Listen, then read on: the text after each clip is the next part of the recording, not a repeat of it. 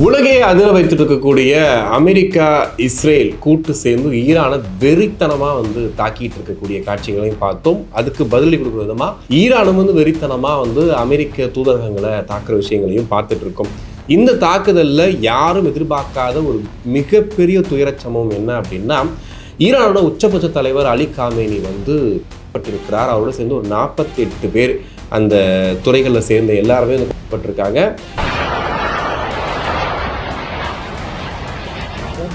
கொடூரத்தின் உச்சம் சொல்லுவோம் இல்லையா, அந்த மாதிரியான வார்த்தைகளை பயன்படுத்தி அவர் ஒரு ட்வீட் போட்டிருக்காரு. இன்னொரு நாட்டோட தலைவரை பண்ணிட்டு ஒருத்தர் ட்வீட் ஒன்று போறாரு, நிம்மதியாக இருங்கள் மக்களே அப்படின்னு சொல்லிட்டு.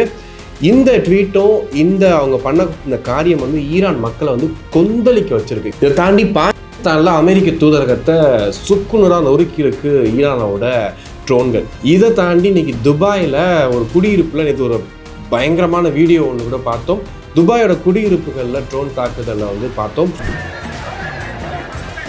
IRGC அமைப்பு அப்படிங்கிறது ரொம்ப சாதாரண அமைப்பு கிடையாது. ஈரானோட மிகப்பெரிய சக்தி வாய்ந்த ஒரு இராணுவ அமைப்பு. இந்த இராணுவ அமைப்பு ஈரானோட அரசுக்கே கட்டுப்படாது. இது ஸ்ட்ரைட்டாக காமேனியோட கட்டுப்பாட்டில் மட்டும்தான் இருக்கும். இப்போ இந்த பண்ணக்கூடிய விஷயத்துக்காக சீனாவும் ரஷ்யாவும் ரெண்டு பேருமே ரெண்டு பேருக்கும் ஆதரவு கொடுக்கக்கூடிய விஷயங்கள் பண்ணுறாங்க.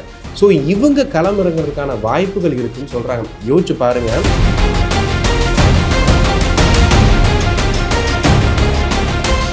உலகே அதிர வைத்துட்டு இருக்கக்கூடிய அமெரிக்கா இஸ்ரேல் கூட்டு சேர்ந்து ஈரானை வெறித்தனமாக தாக்கிட்டு இருக்கக்கூடிய காட்சிகளையும் பார்த்தோம். அதுக்கு பதிலடி கொடுக்குற விதமாக ஈரானும் வெறித்தனமாக அமெரிக்க தூதரகங்களை தாக்குற விஷயங்களையும் பார்த்துட்டு இருக்கோம்.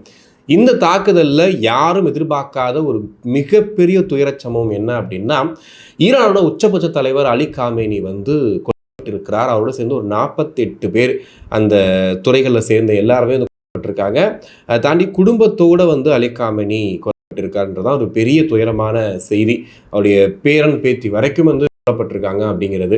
இது அந்த நாட்டோட ஒரு முக்கியமான ஒரு கட்டமைப்பில் ஒரு பெரிய ஒரு மாற்றத்தை ஏற்படுத்தியிருக்கு. ஒரு நாட்டோட தலைவன், அதுவும் இத்தனை ஆண்டுகளாக ஒரே ஒரு தலைவன், உச்சபட்ச தலைவன், அந்த நாட்டு மக்களோட வீடியோக்கள் இப்போ ரிலீஸ் ஆகிருக்கு, நம்ம பார்த்துட்டு இருக்கோம். அதில் அவங்க ரொம்ப கதறி அழுகுறாங்க. அவருடைய புகைப்படத்தை வச்சுக்கிட்டு அதை பார்த்துட்டு அழுகும்போது தான் தெரியுது எந்த அளவுக்கு அவங்க அந்த நாட்டு தலைவர் மேலே, அலி காமேனி மேலே எவ்வளோ அன்பு வச்சுருக்காங்க அப்படிங்கிறத. அதாவது அமெரிக்கா என்ன சொல்கிறாங்க அப்படின்னா, அலி காமேனிக்கு அங்கே ஒரு பெரிய எதிர்ப்பு இருக்குது, நீங்கள் அந்த எதிர்ப்புக்காக நீங்கள் சந்தோஷப்படணும், இப்போ அவர் செத்து போயிட்டாரு அப்படிங்கிற மாதிரி ஒரு ப்ரொபகண்டா ட்ரம்ப் அவர்கள் ஒரு ட்வீட்டாகவே போட்டிருக்காரு.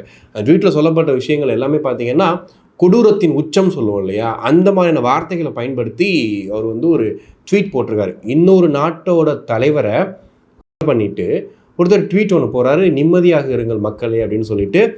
இந்த ட்வீட்டும் அவங்க பண்ண இந்த காரியம் ஈரான் மக்களை கொந்தளிக்க வச்சிருக்கு. கிட்டத்தட்ட பார்த்தீங்கன்னா ஈரானில் இருக்கக்கூடிய அந்த இளைஞர்கள் சியா பிரிவை சேர்ந்த, அதாவது இஸ்லாமியில் சில பிரிவுகள் இருக்கு இல்லையா, அதில் சியா பிரிவுகளை சேர்ந்த இளைஞர்கள் அமெரிக்க தூதரகத்தை அடிச்சு நொறுக்கிட்டு இருக்காங்க. நாட் ஓன்லி இங்கே இப்போ நீங்கள் பார்த்துட்டு இருக்க மாதிரி ஈரானில் மட்டும் கிடையாது, ஒவ்வொரு நாடுகளுக்கு கூடிய அமெரிக்க தூதரங்கள் எல்லாமே அடிச்சு நொறுக்கப்பட்டு இருக்கு.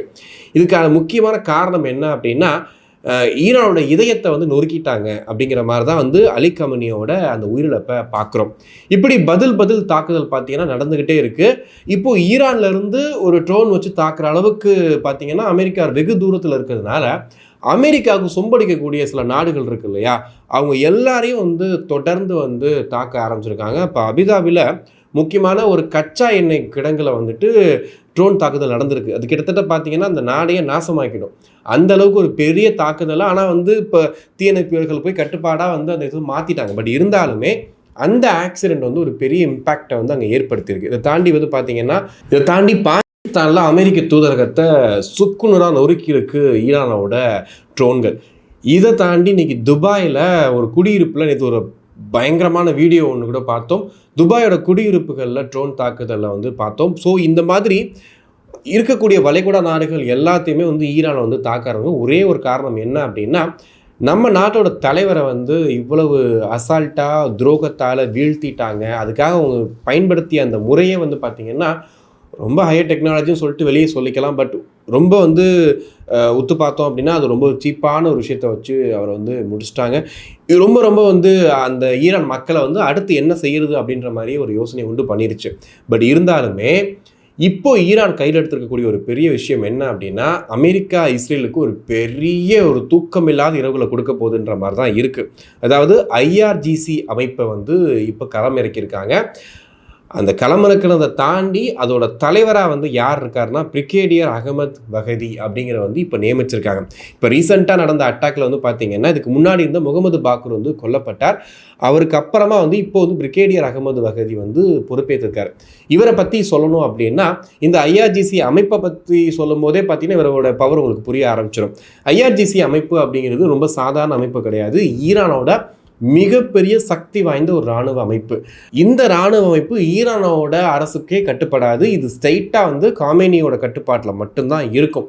இவங்க நினச்சா என்ன வேணாலும் செய்யலாம். இவங்க இருக்கக்கூடிய அதிநவீன டெக்னாலஜி கொடுக்கக்கூடிய நிறைய ஒரு டெக்னாலஜியோடு இருக்கக்கூடிய நிறைய விஷயங்களை வச்சுருக்காங்க. இவங்க இருக்கக்கூடிய இந்த கண்டம் விட்டு கண்டம் தாக்கக்கூடிய ஏவுகணைகளாக இருக்கட்டும், இவங்க பயன்படுத்தக்கூடிய அதிநவீன உபகரணங்களாக இருக்கட்டும், இது எதுவுமே வந்து மற்ற நாடுகளுக்கு வந்துட்டு ஒரு பெரிய அச்சத்தை தான் ஏற்படுத்தும். குறிப்பாக வந்து அமெரிக்கா இஸ்ரேலுக்கு. இவருடைய வரலாறு படி பார்த்தீங்கன்னா வந்து பிரிகேடியர் அகமது வகேதி வந்து அமெரிக்கா மற்றும் இஸ்ரேல் நாட்டுக்கு ரொம்ப தெரிந்த மிக மோசமான ஒரு தலைவர், மோசமான ஒரு ஆள் அப்படின்ற ஒரு பேரை வாங்கி வச்சிருக்க ஒருத்தர். இப்போது 2 டீம் வந்து சண்டை போட்டுட்டு இருக்கும்போது ஆப்போசிட் டீம்ல நம்ம எதிர்பார்க்காத ஒரு விஷயம் நடந்தால் எப்படி இருக்கும், அந்த மாதிரி இப்போ ஐஆர்ஜிசி வந்து இறங்கியிருக்கு. இது முழுக்க முழுக்க பார்த்தீங்கன்னா ஒரு எமோஷ்னல் போராட்டம் அப்படி தான் சொல்ல முடியும். ஏன்னா ஒரு நாட்டோட அடிப்படையான ஒரு விஷயமே என்னென்னா ஒரு தலைவனை எவ்வளியோ மக்கள் அவ்வளின்னு சொல்லுவாங்க.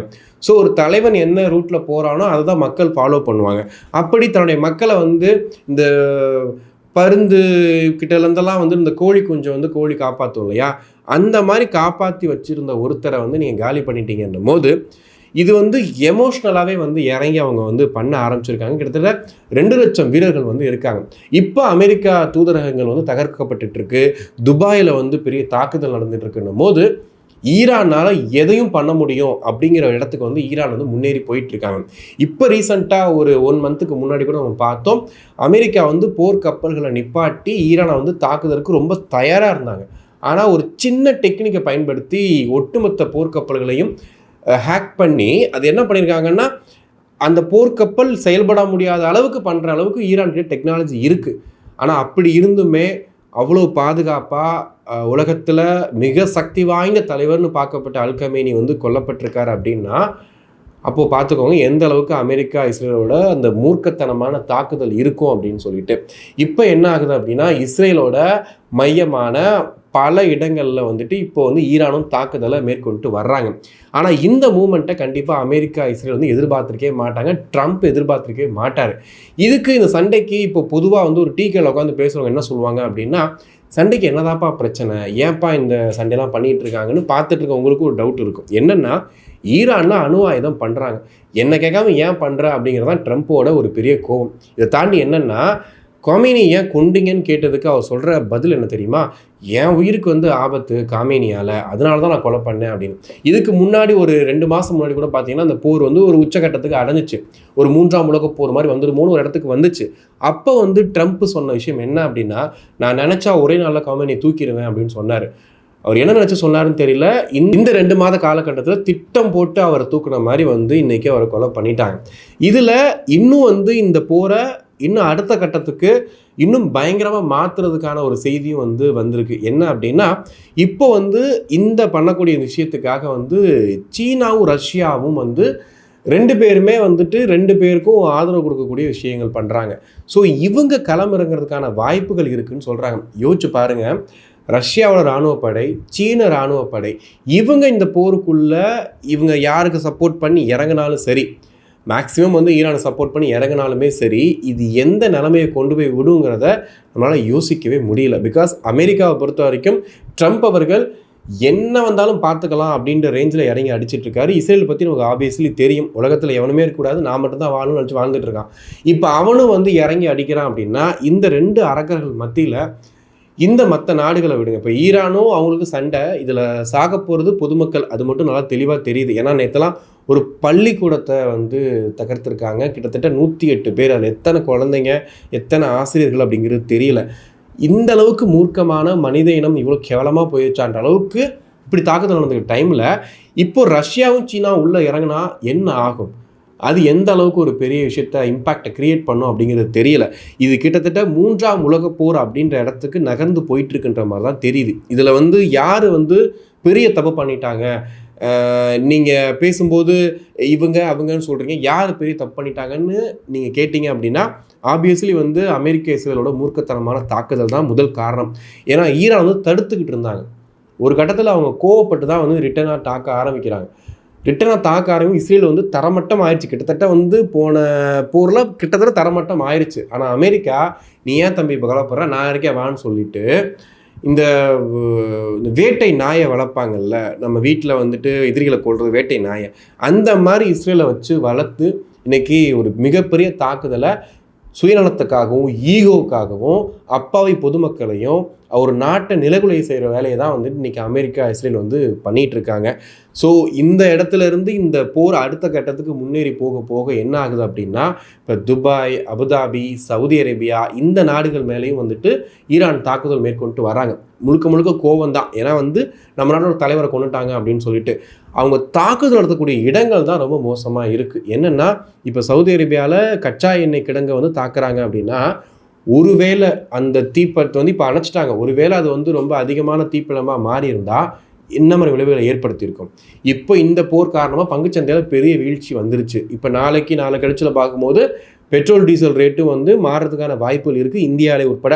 ஏன்னா எல்லாத்துக்குமே வந்து சோர்ஸ் வந்து அங்கேருந்து தான் வந்துட்டு இருக்கு. இந்த சமயத்தில் இந்த போர் வந்து முடிவுக்கு வருன்ற இடத்துக்கு வந்து போகிற மாதிரி தெரியல. ஏன்னா அடுத்தடுத்து வந்து இவங்க தாக்க அவங்க தாக்க அப்படின்னு தான் போயிட்டுருக்கு. இதில் துபாயில் நிறைய தமிழர்கள் வாழ்கிறாங்க, இந்தியர்கள் வாழ்கிறாங்க. ஒரு குடியிருப்பில் ரொம்ப அசால்ட்டாக ட்ரோன் வந்து தாக்கிட்டு போகும்போது ஒரு 3-4 அடுக்குமாடியில் அந்த 3-4 மாடியை காணும். இதெல்லாம் இன்னும் ரிப்போர்ட் வரல, ஒரு முழுமையான தகவல் நமக்கு இன்னும் வந்து சேரலை. ஏன்னா இன்னும் கொடுக்கல அவங்க. அப்படி இருக்கும்போது இது அடுத்த கட்டத்துக்கு போகும்போது என்ன மாதிரி விளைவுகளை ஏற்படுத்தும் அப்படின்னு நினச்சி பார்த்தாலே வந்து பயமாக தான் இருக்குது. இதில் காம்ப்ரமைஸ் பேசுகிறதுக்கு 2 பேருமே தயாராக கிடையாது. இது அடுத்த கட்டத்தை கொண்டு போய் 3ஆம் உலகப் போருக்கு வழிவகுத்துருமோன்ற பயம் மட்டும் நமக்கு இருந்துக்கிட்டே இருக்குது.